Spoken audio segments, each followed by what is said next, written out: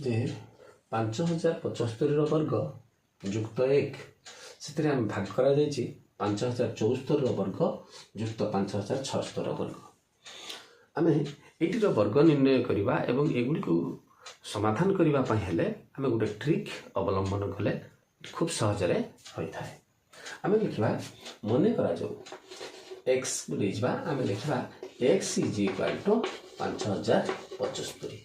तेरे आम लक्ष्य कले एक्स 5075 हुए तेरे कौन अच्छी ना एक्स स्क्वायर एक्स वर्ग युक्त 1 बाई ये रहा केते ना 5074 अर्थात एक्स -1 वर्ग युक्त 5076 अर्थात एक्स +1 वर्ग।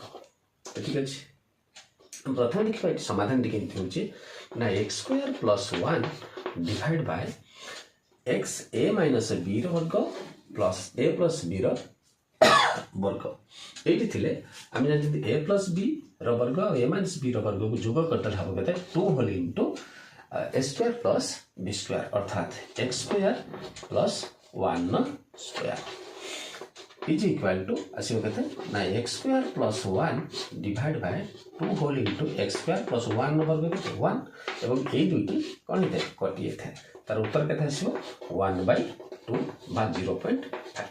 ठीक से ही जिनसटी ठीक से ही हम तेणु तार उत्तर आस 1/2 0.5 आम लक्ष्य करवा ये आसला के 5075 वर्ग युक्त 1 ये 5074 है 5075 -1 वर्ग युक्त 5076 जे 5075 +1 वर्ग अर्थात आम ये लक्ष्य कले 5075 वर्ग युक्त 1 विभक्त ए माइनस बी वर्ग प्लस ए प्लस बी वर्ग हूँ 2 होल इंटू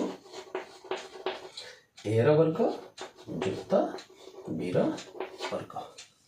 तेरे ये दुईटी जाक समान तेणु कटिगला रहा 1/2 बा 0.5।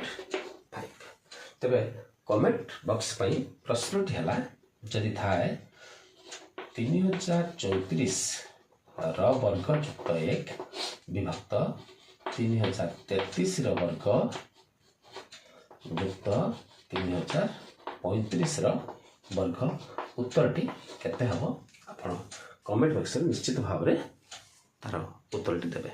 धन्यवाद।